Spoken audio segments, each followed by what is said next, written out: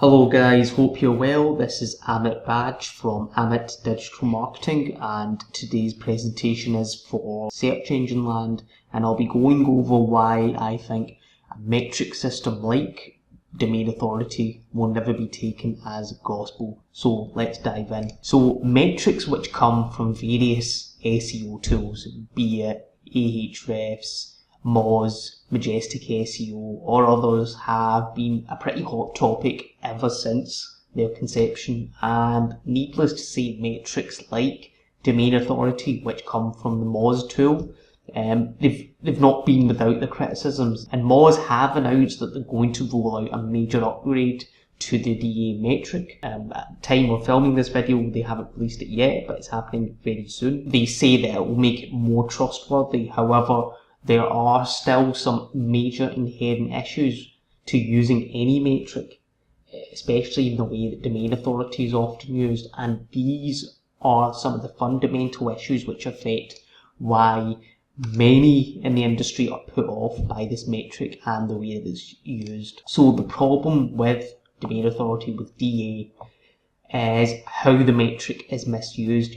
Novice SEOs are jumping on a metric, whether it is domain authority or something else, and they're focusing on this one metric. Commonly, they will perhaps only aim to get links over a certain metric, or they'll focus on trying to get their own DA number higher. Hence, this is why we now have a whole sector of the SEO industry very focused on selling these, what we call high DA links. Now the problem is that by determining the strength of a site, a page or a link by focusing on one metric like DA is both inaccurate and unreliable. The rest of this video is going to go into why that is. So it is firstly third-party metric.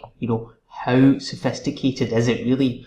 Moz currently use around 40 factors to calculate the DA score. Now that includes taking things like linking root domains and the number of total links. Not exactly what factors are used and how they're used hasn't been fully disclosed, but on the grand scheme of things, even this 40 factors and the way that they calculate the final DA score is just not complex enough to accurately calculate the ranking ability of a domain or the true strength of the links coming from that domain. Look, Google have been crawling the net since 1993. There's a reason why they are the runaway market leader in search tech, and their algorithms are thought to use at the very least 200 factors to assess page rankings.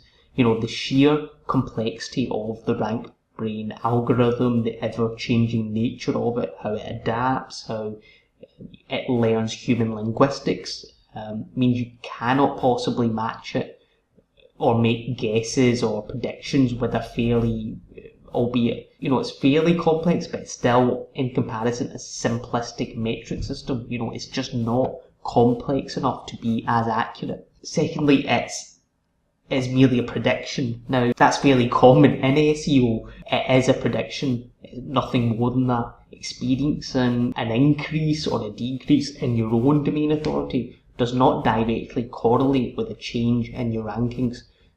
Just read this section which comes straight from Moz. So this is actually on my website. It says domain authority is a score on a 100-point scale developed by Moz that predicts how well a website will rank on search engines. Over 40 signals are included in this calculation. This metric is meant to approximate how competitive a given site is in Google. Thirdly, even PageRank was dropped for being too simplistic. PageRank was Google's kind of secret sauce metric back in 2000. However, it has long since been dropped, and the core reason it was dropped, they just didn't want people focusing so much on a single metric.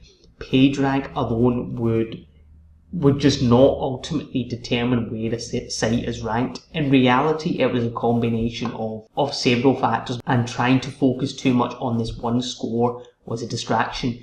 Here is an explanation from a Google employee which supports this hypothesis and exactly why they did this. So obviously Susan here just says, we've been telling people for a long time they shouldn't focus on PageRank so much, and as many site owners think it's the most important metric. We removed it because we felt it was silly to tell people not to think about it, but then to show them the data. And various Google insiders like John Mueller and others over many years have said they have no such internal equivalent of a website authority score. Now, even if they secretly did have an equivalent, which they could do, and they use it internally, the fact remains that a single score would never be enough to determine the value. It would always be a combination of multiple factors. Fourthly, it can be manipulated. Now, to some extent, even rankings on Google can be manipulated on, at some level. As such, DA scores can also be manipulated, and I would bet it's probably markedly easier to manipulate a DA score. In which case, if you're tempted by these so-called high DA links being sold online, just how truly powerful are they if the score isn't a true reflection of its actual value? And very important one is that relevance is what really matters. The problem with focusing on a metric like DA is also linked to the fact that people forget to focus on things which really matter when they're link building or when they're trying to determine the value of a site or a link. Things like, is it a contextually relevant link? Is the content on the page valuable to the visitors? These are the kind of things we need to think of. And to assess these, you don't even really need a metric system.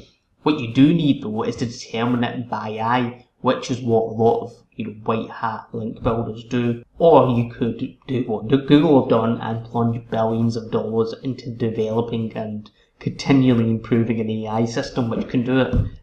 It's not quite there yet, but it is continually improving, and they're obviously trying to attempt to get to that level. So, to conclude, look, I don't want to turn this into some metric bashing session. I don't want to put the Moz team down, but what I'm trying to point out is don't focus on DA to the point where you ignore other things. I can see why others value DA so much in an industry where there's so many intangibles. It can be a relief to finally find something tangible, like a score out of 100. Over the long term, it can be a fairly valid indicator on how you're progressing on improving a site, how it ranks, the strength of its link profile, and these kind of things. And I know that a lot of link builders use a baseline DA score, and they'll only build links over a certain score.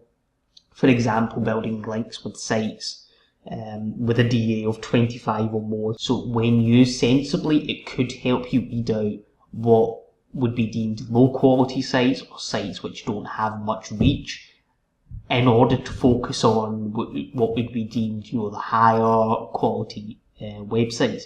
But having said that, it's a thin line, and you then need to determine yourself just how much you'll rely on a metric like DA.